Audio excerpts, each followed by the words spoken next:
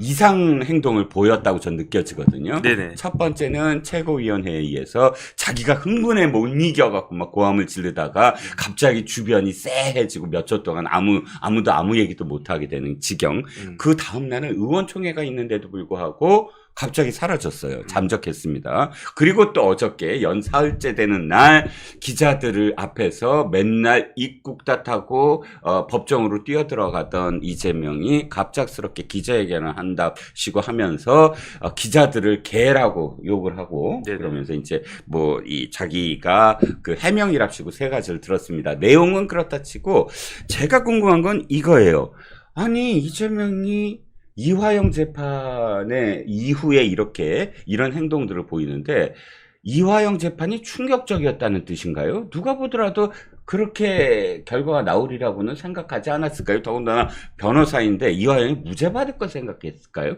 그러니까 저는 이런 생각이 들어요. 제가 사람을 죽였어요. 네. 사람을 살인하고 어쨌든 그 현장을 피하고 나 완전 범죄일 수 있겠구나 네. 라고 생각을 했는데 네. 내가 살해했다라고 생각했던 피해자가 네. 갑자기 내 앞에 팍 등장한 거예요.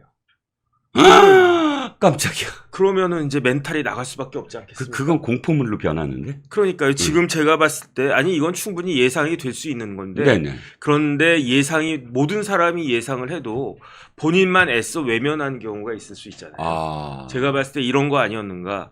그 다음에 이화영 그 재판이 얼마나 이재명에게 그 굉장히 끔찍한 것이었는지는 그동안의 이화영 재판과 이화영 재판 이후에 네. 그 판결 선고를 앞두고 보여왔던 이재명, 이화영 부인 그리고 민주당의 행태를 보면 알 수 있지 않겠습니까? 그렇죠. 뭐 그냥 만약에 이게 이화영 재판 크게 네 가지로 되어 있다고 말씀을 드렸잖아요. 네. 그러니까 뇌물죄, 네. 그다음 정치자금법 위반, 그거에 대한 증거인멸 교사, 그리고 쌍방울 대북 송금 이렇게 네 가지가 있는데 쌍방울 대급 송금 빼고 뇌물 정치자금법 위반 그 다음에 증거인멸 교사 요 세 가지 혐의만 있었다라고 하면 이재명 대표는 아무리 자기가 부지사로 썼던 사람이 저렇게 감옥에 가서 어려운 상황에 빠져 있다고 하더라도 아무런 진짜 콧방귀 한번 끼지 않았을 것인데 그런데 쌍방울이라고 하는 것이 걸려 있으니까 그러니까 그 재판을 연기하려고 온갖 생쇼를 다 했잖아요. 그 재판부 기피 신청만으로 77일이 연기가 됐는데 재판부 기피 신청은 재판 지연 작전의 일부에 불과한 거예요. 그렇죠. 만약에 재판부 재판 지연 작전을 쓰지 않았다라고 하면 이 사건 같은 경우는 제가 봤을 때 작년 말이나 늦어도 올 초 한 1월 달에는 판결이 나왔을 그러한 재판이었다고요. 그런데 그걸 갖다가 질질질 늘려요. 그래서 작전 성공했어요. 작전 어떻게 성공했느냐? 1차 작전은 무엇이었느냐? 그건 총선 이후였단 말이죠. 네. 그건 뭐 아주 대승을 갖다가 대성공을 거두어가지고 네. 총선에서 대승하는 데 있어서 아주 결정적인 그 팩터 중에 하나로 작용을 갖다가 한 거고. 네. 그리고 난 다음에 어쨌든 1차 작전 성공했어요. 네. 그 총선 전까지 판결이 안 나오도록 했어요. 네. 그리고 난 다음에 이번 판결 선고 나올 때까지 2달이 있었잖아요. 그렇습니다. 4월 10일부터 6월 7일까지. 네. 이 2달 동안 뭐 했습니까? 미리 이 판결문에 그 김을 갖다가 빼려고 연어도 먹이고 술도 치고 별짓을 갖다가 다 했는데 그건 오히려 역효과를 갖다가 불러일으키는 그렇죠. 거죠. 왜냐하면 상식에 반하는 비상식적인 이야기 아니겠습니까? 네. 어제 제가 누구랑 밥 먹었나? 어제 제가 검사 출신인가 판사 출신인가? 판사 출신하고 제가 저녁을 갖다가 먹었는데 그 양반 하는 이야기도 뭐냐면은 어떻게 생각을 해봐라. 검찰청에서 어떻게 연어를 먹고 술을 먹겠냐? 우리 그분은 이제 지금 환갑도 넘으신 아주 원로시거든요. 네. 우리 때도 그렇게 안 했던 것 같은데 그러더라고요. 네. 요즘은 젊은 판사, 젊은 검사, 젊은 검찰청 직원들, 젊은 피고인들 이런 사람들 사이에서 함부로 그런 행동을 할 수가 없거든요. 네. 그러니까 상식적으로 봐도 말이 안 되는 이야기를 하는 건 무슨 뜻이다? 저 사람이 뭔가 구린 게 있구나. 우리는 이 이화영 판결을 한 요 정도로만 생각을 갖다가 했는데 그런데 이재명은 이거를 하나로만 생각한 게 아니라 이만큼 뭉태기로 생각을 갖다가 했던 거고 네. 그러면 네. 내가 잘못 생각했네. 네. 나는 그냥 간단한 한 개짜리로 생각을 했는데 이재명이 이렇게 반응을 하는 걸 보니까 네. 이게 내 한 개짜리가 아니고 5개짜리, 10개짜리구나. 이런 오히려 뭐라 그럴까 불필요한 그런 합리적인 의심을 불러일으키지 않았습니까? 그렇죠. 그런데다가 보면은 이화영 관련해 가지고는 모든 게 다 거짓말이었다는 게 드러났잖아요. 네네. 결정적으로 연호에 먹고 소주 마시고 그랬다고 한 시간에 그 사람은 어디 있었다? 그 수원 구치소 가고 있었다. 네네. 이런 것들이 다 드러난 상황에서 이 판결문을 보니까 와 이거는 진짜 우리가 생각했던 것보다 더 심했구나. 네. 이걸 갖다가 이제 이런 것들이 다 드러나게 됐고 이게 다 드러나니까 이재명 대표 입장에서는 네. 굉장히 그 불안함을 느낄 수밖에 없는 상황이 되어버렸다. 저는 네. 그런 생각이 듭니다. 그러니까 이재명을 내가 좀 과대평가했다 이런 생각이 드는 게 네네. 굉장히 그랜드 플랜이 있었던 걸로 알았어요, 저는. 그래서 이건 여기까지 이렇게 하려고 하고 그래 대선까지 이렇게 하려고 하고 근데 딱 보니까 느낌이 이거예요. 그때 직자적으로 대응했던 것에 불과했구나. 그러니까 이화영 재판 정도를 두고 이렇게까지 멘탈이 붕괴된 걸 보면 네네. 두는 수가 그렇게 큰 수를 두는 건 아니구나. 네네. 이런 생각이 좀 들었어요. 제 생각에 이재명 대표는요. 네. 제 개인적인 생각으로는 겁이 굉장히 많은 사람이에요. 겁이 굉장히 많은 사람이고 네. 그걸 저는 언제 그 생각을 갖다가 했느냐. 네네. 이재명 대표가 영장 실질 심사하면서 네네. 유창훈 부장 앞에서 네네. 울먹울먹 거렸다고. 네네. 그런데 물론 이제 이렇게 깝깝했겠죠. 깝깝했어도 그래도 자기보다 한참 어린 부장 판사 앞에서 울먹울먹 거리면서 판사님 한 번만 기회를 주십시오. 한 번만 기회를 주십시오. 내가 방어권 행사할 수 있게끔 한 번만 기회를 주십시오. 그러죠. 이렇게 이야기했다고 한 거 아니겠습니까? 네. 그 다음에 있었던 여러 가지 감정의 기복을 보면 네. 제 생각에는 이재명 대표는 그렇게 아주 이게 통도 크고 그런 사람은 이런 행동하지 않아요. 그렇습니다. 그 다음에 더 중요한 건 뭐냐면은 네네. 이재명 대표는 제가 옛날에도 몇 번 말씀을 드렸는데 네. 20고개를 넘고 있는 중이에요. 아하. 우리 오징어 게임 보지 않았습니까? 네네. 오징어 게임에서 살아남으려면 모든 게임을 다 살아남아야 돼요. 네. 모든 게임을 다 살아남아야 되는데 엄청 적죠. 그런데 이제 20고개를 넘어가야 되는데 네. 제가 봤을 때 이재명 대표 이제 한 5개, 6개 정도 넘어갔어요. 15개가 남아있어요, 아직 봉우리가? 그런데 네. 5개, 6개 넘어간 게 네. 여러 가지 이재명 대표의 뛰어난 측면도 당연히 있는 거죠. 물론. 저 같은 사람은 그 오징어 게임 할 때 줄다리 같은 데서 벌써 떨어졌고 그 다음에 뽑기 할 때 손 덜덜 해가지고 뽑기 제대로 못 해가지고 그 다음에 제일 먼저 한 게 뭡니까? 무궁화 꽃이 피었으니 할 때 무궁화 꽃에서 죽었을 거예요. 그럴 때 뭐지 이렇게 딱 뒤돌아보고 있다가 그러다 총 맞아서 저 같은 경우는 죽었을 텐데 네네네. 이재명 대표는 그래도 뛰어난 면이 있는 사람이잖아요. 그런데 나쁜 면으로. 제가 봤을 때 이재명 대표가 지금까지 네. 살아남아 있는 거는 네. 이재명 대표가 잘한 게 한 20%라고 하면 네. 80%는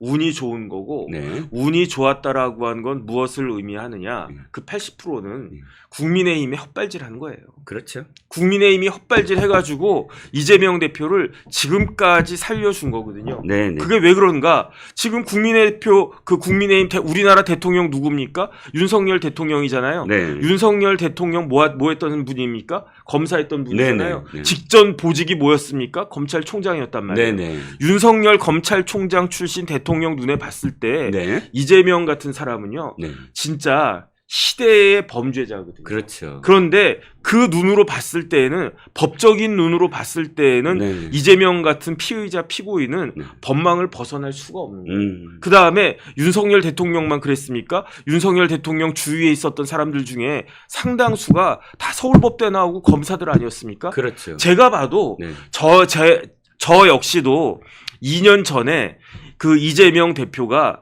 2년 동안이나 버티면서 감옥에 가지 않았을 거라고는 전혀 예상 못했어요. 그렇죠. 일반인들하고 네. 변호사하고 또 다르고요. 그렇죠. 변호사하고 검사 출신들하고 또 달라요. 네네. 뭐에 대해서? 사건은 바라보는 시각. 범죄자를 보는 시각에 있어서 네. 일반 사람들은 뭐 그럴 수도 있지 뭐 조국도 뭐 그럴 수도 있지. 그런데 변호사는 맨날 밥만 먹고 하는 게 이런 일이니까 네. 이건 법에 걸리네. 법에 걸리면 뭐 형사처벌 받겠네. 네. 검사들은 어떻습니까? 저런 놈들 내가 평생 잡아넣었는데 그렇게 생각을 갖다가 하니까 그 처음에 그 너무 이재명 대표를 쉽게 봤던 거 갖고 네. 야 네가 뭐 해봤자 뭐 그 피의자가 피고이자 해봤자 뭐 얼마나 그걸 할 것인가. 그런데 네. 이재명 대표는 그 조국의 말대로라고 하면은 그 뭐라 그럴까 법적인 그 방법을 쓰지 않고 비법률적인 온갖 여러 가지 잔머리, 그 뭐라 그럴까 잔수 그 다음에 이제 그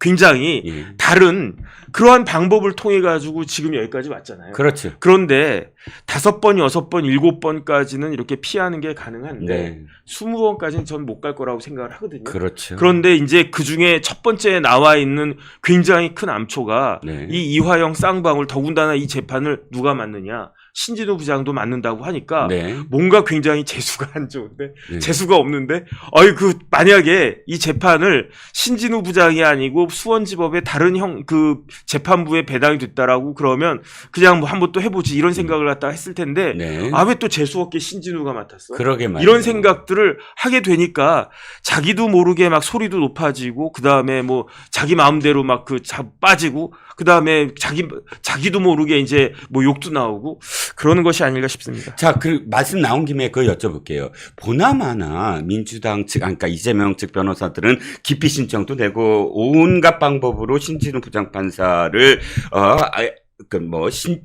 그쪽으로 배당된 것을 되돌리려고 할 텐데 네네. 가능한 얘기입니까 이게? 신청은 가능하죠.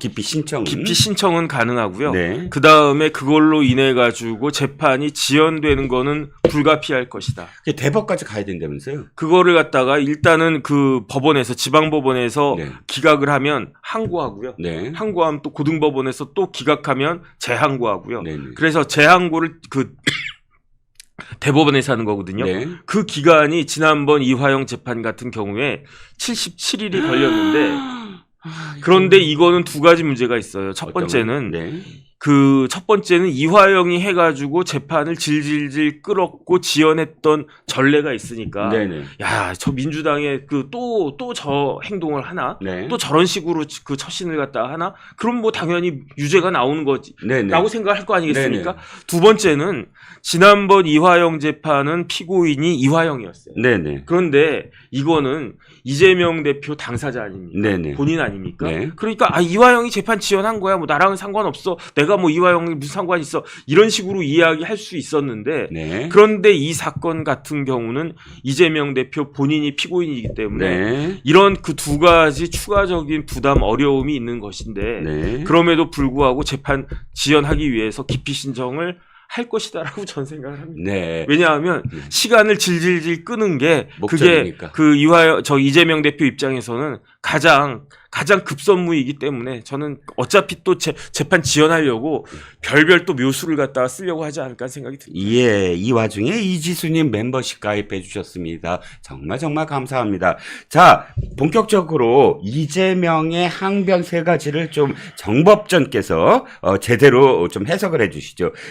첫 번째는 이겁니다. 동일한 법원의 다른 재판, 즉 안부수 판결에 보니까 이건 다 쌍방울이 주가 조작을 위해서 대북 송금을 했다라고 적시가 돼 있는데 이화영 판결은 다르다. 이게 바로 말이 안 된다.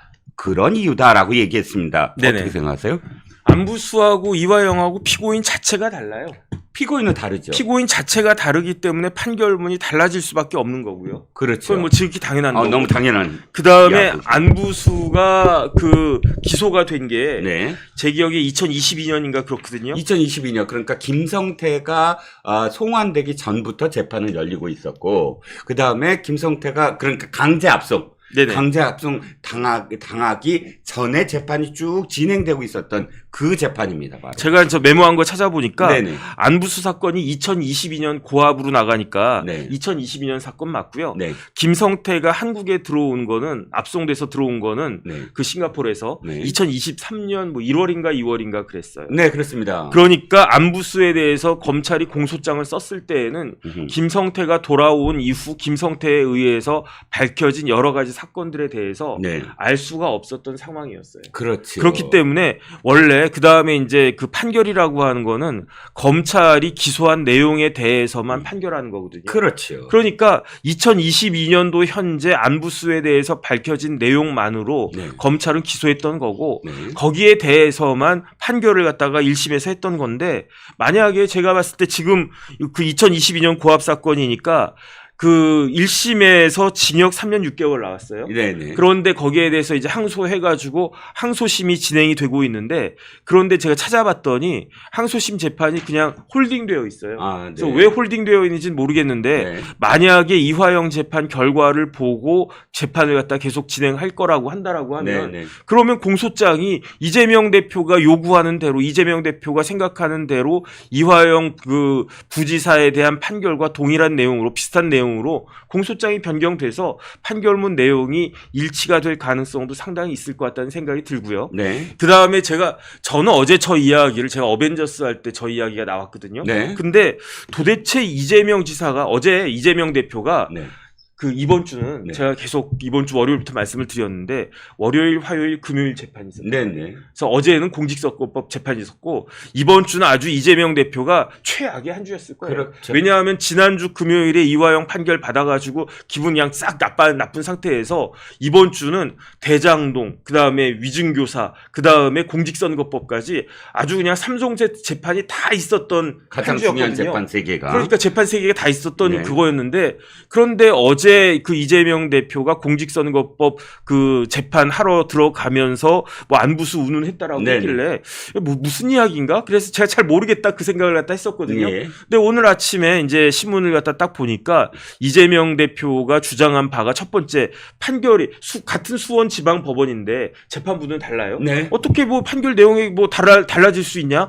근데 제가 좀 전에 말씀드렸지만 그 이야기는 변호사 법조인이 할 수 있는 이야기는 아닌 것 같고. 네. 그 다음에 두 번째는 뭐냐면은 아니 안부수 판결을 보면 네. 안부수 판결에 의하면은 그 북한에 넘어간 돈 그 안부수 판결에서는요 금액도 달라요. 예. 안부수 판결에 의하면은 2018년 2월 26일에 안부수가 심양 거쳐서 평양까지 가가지고 네. 평양에 가서 2018년 12월 26일에 안부수가 7만 달러를 거의 1억 가까운 돈을 북한 노동당에다가 안부수가 직접 지급한다. 오. 이 이야기가 나오고요. 예. 그다음 그 다음 달인 2019년 1월 24일은 이때는 평양까지 안 갔어요. 네. 심양까지 가가지고 14만 5천 불 거의 한 2억 돈 가까운 돈 되는 거죠. 네. 이거에다가 180만 위안 이 두 가지를 아태의 부실장이니까 아마 송명철인 것 같은데 네네. 심양에서 줬다. 요 내용이에요. 네네. 왜냐하면 이때까지는 요 내용만 밝혀져 있었으니까. 아. 그런데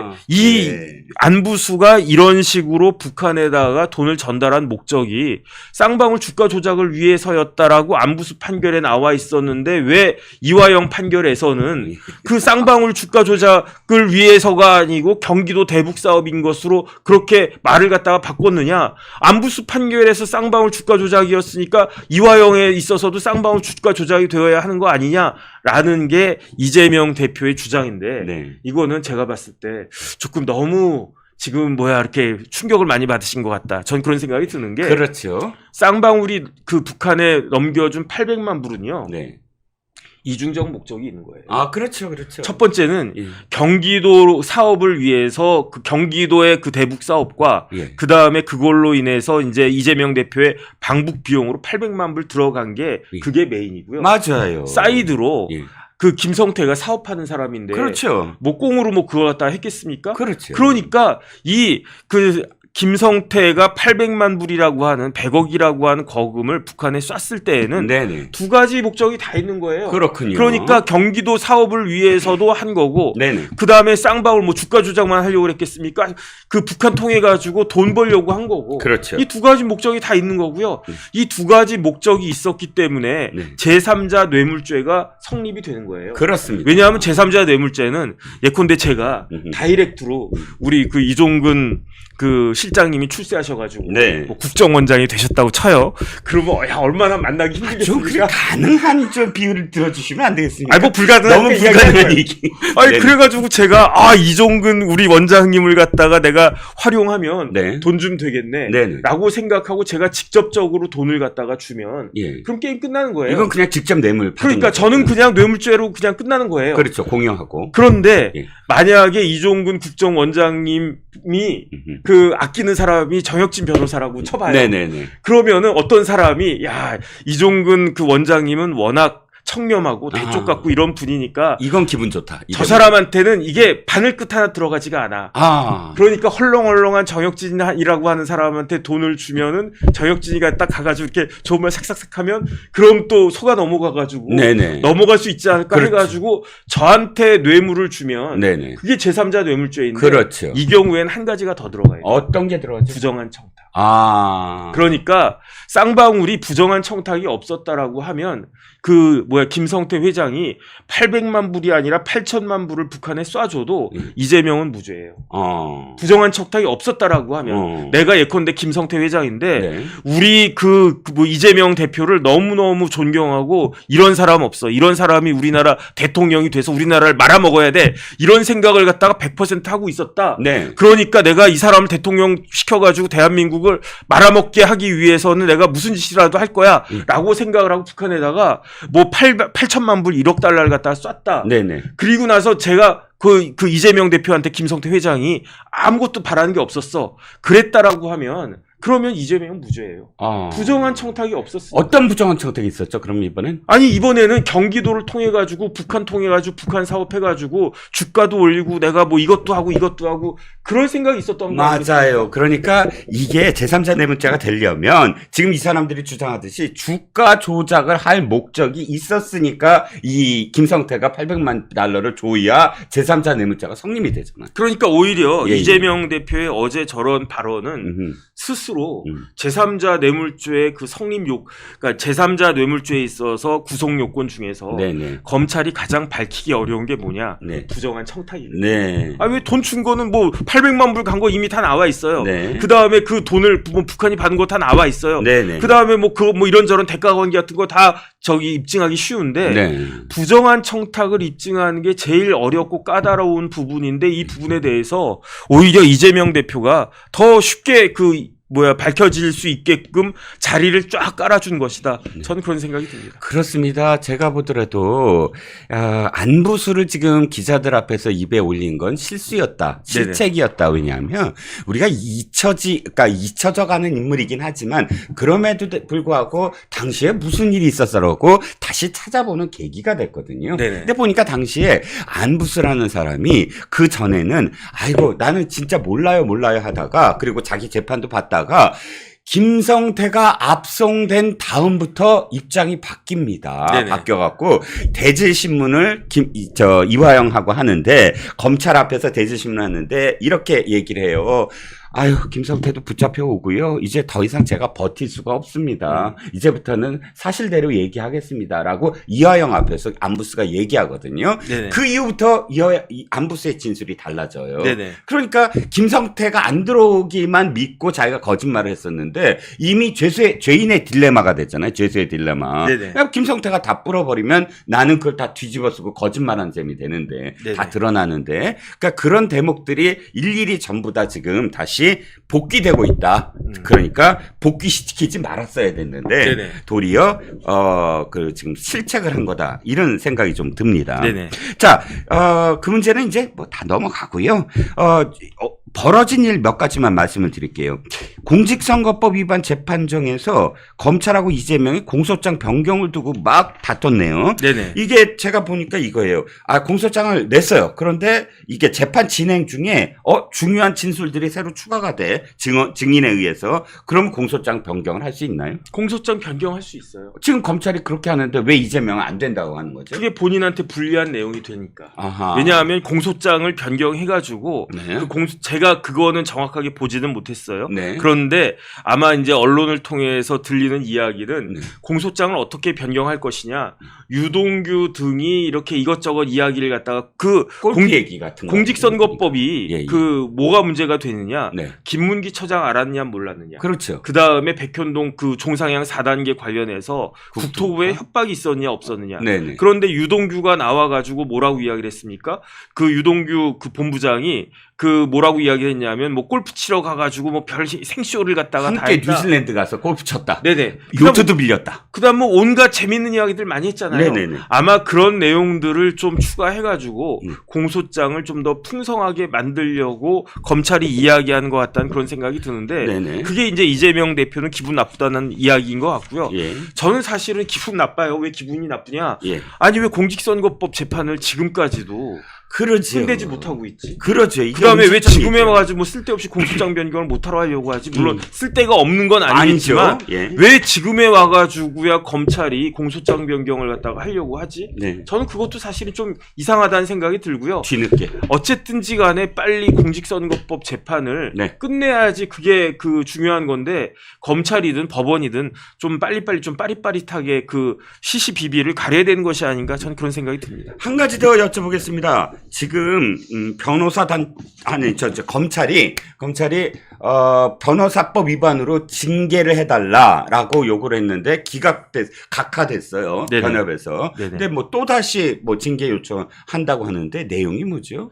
그러니까 이제 이화영 관련해가지고 뭐 판사에 대해서도 그렇고 어쨌든 예. 제 생각에는 이 부분은 뭐 그렇게까지 중요한 중요한 것은 건 아니다. 아닌데 네네. 그런데 재판하는 태도나 여러 가지 것들이 예. 변호사로서 진짜 저희 때는요. 예. 어땠냐면 옛날에는 뭐 또 옛날 얘기하니까 저도 뭐 꼰대 다 됐지 뭐. 옛날에는 변호사들이 반팔 입지 못했어요.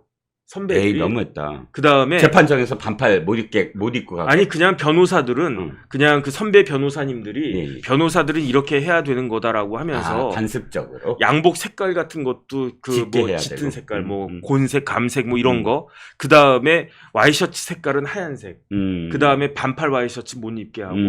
뭐 어쨌든 지금이야 뭐 그런 거 다 없어졌는데 그렇다고 하더라도 변호사들이 나와 가지고 막 판사를 갖다가 욕하고 재판부를 갖다가 욕하고 그다음에 뭐 소리를 갖다가 지르고 그다음에 이화영 재판할 때는 뭐가 있었습니까? 이화영 재판할 때는 변호사가 생전 출석하지도 않았던 변호사가 딱 나와가지고 막 이화영 본인 피고인 당사자가 이야기한 거를 막 반박을 갖다가 했어요. 그다음에 실질적으로 그 재판에 왔던 그 서민석 변호사는 잘려버리고 그렇죠. 그런 일들이 막 희한한 일들이 딱 벌어졌었으니까 이런 부분들은 징계받아야 되는 것이 아니냐 뭐 그런 이야기가 있었던 겁니다. 알겠습니다. 자, 이재명이 기자들을 개라고 이제 욕을 한 사건으로 그런 진짜 해명을 이랍시고 했는데 그 해명이 얼마나 말이 안 되는지 정법전 정정혁진 변호사가 조목조목 얘기를 했고요. 제가 생각하기에 진짜 겁 많은 우리 이재명 지금까지 이 자기가 빠져나오기 위해서 뒀던 모든 잔수들이 악수가 돼서 이제 천천히 다 돌아오는 게 아닌가 뭐 이런 생각이 좀 들었습니다.